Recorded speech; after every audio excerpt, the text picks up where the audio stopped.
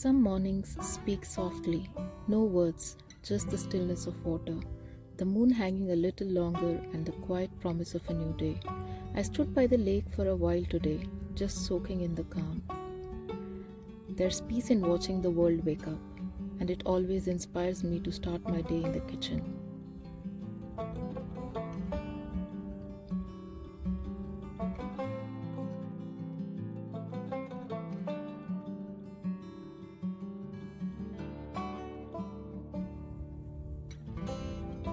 Today's plan is all about comfort and warmth.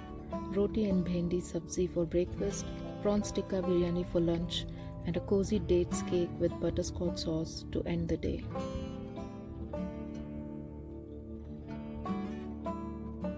Let's start with breakfast, simple, homely, and satisfying.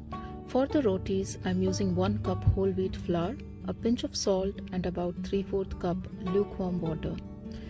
Knead it into a soft dough, apply a little ghee, cover and set it aside to rest. While the dough rests, I begin the Bhendi Sabzi. In 2 tablespoon oil, add 1 teaspoon cumin seeds, a few slit green chilies and few red chilies. Once they sizzle, add 2 finely chopped onions with salt. Saute till golden. Then add 1/4 teaspoon turmeric and half a chopped tomato. When soft, add 500 grams chopped bhendi which is washed and dried.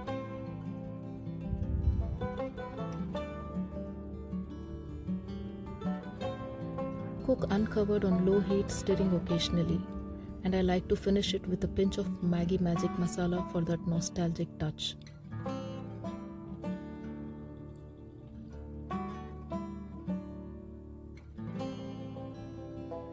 Now I move on to make a quick salad with onions, cucumbers and carrot using salt, pepper and lemon.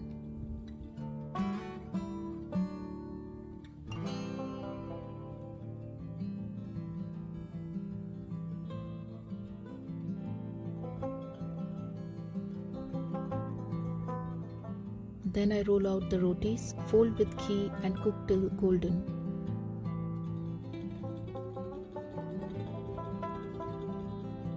Soft, layered and perfect with our Bhendi Sabzi.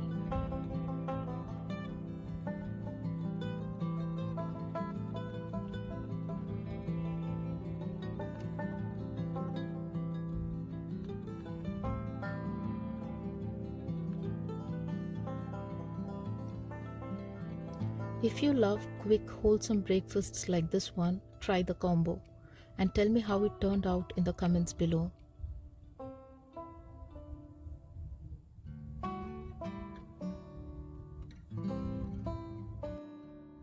For lunch, something special, Prawns Tikka Biryani, rich, fragrant and full of flavor. I fry 2 large sliced onions till golden for barista and soak 500 grams of basmati rice.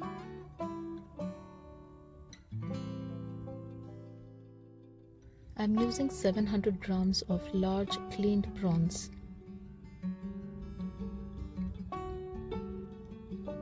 Now marinate the prawns along with all the basic spices with 4 tablespoons of curd, ginger garlic paste and a teaspoon of lemon juice. Let it marinate for at least 30 minutes. And after 30 minutes, cook the prawns till 80% done.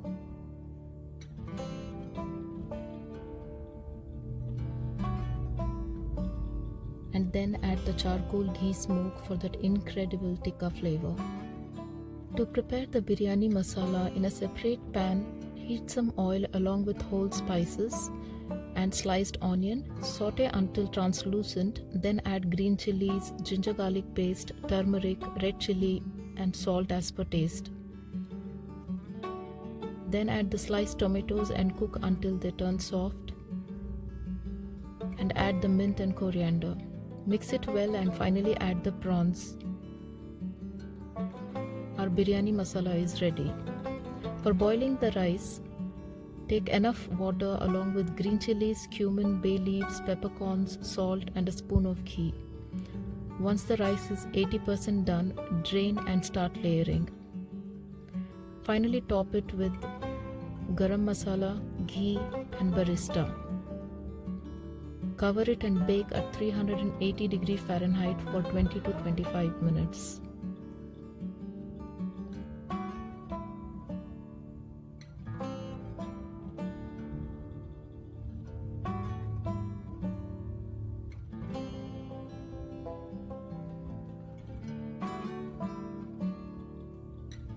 While it bakes, I make raita using onion, cucumber, mint, coriander, green chilies, curd and salt.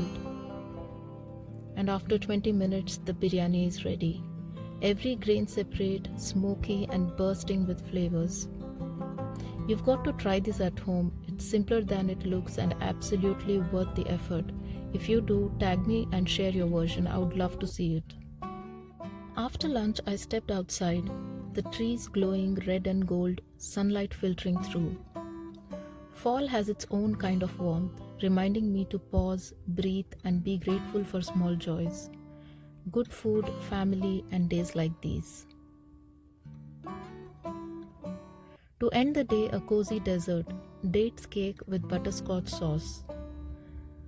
I soak 1 cup of pitted dates along with 3/4 cup of boiling water and a half a teaspoon of baking soda for 15 minutes. And in another bowl, sift in 1 cup of flour along with 1 teaspoon of baking powder and some salt. All the ingredients with exact measurements will be mentioned in the description box. Now in a separate bowl, add the mashed dates along with brown sugar, melted butter, 1 egg and vanilla essence.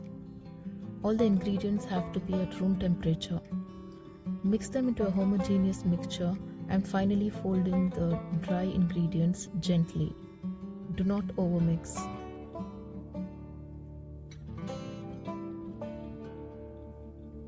Finally add half cup of chopped walnuts and bake this at 360 Fahrenheit for 20 to 25 minutes in a preheated oven or until the toothpick comes out clean.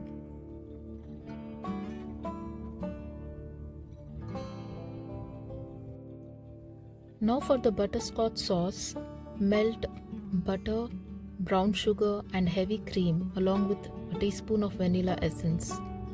Just simmer this for 5 to 6 minutes until it turns glossy. Once it cools down, it gets thicker. The cake comes out perfectly golden.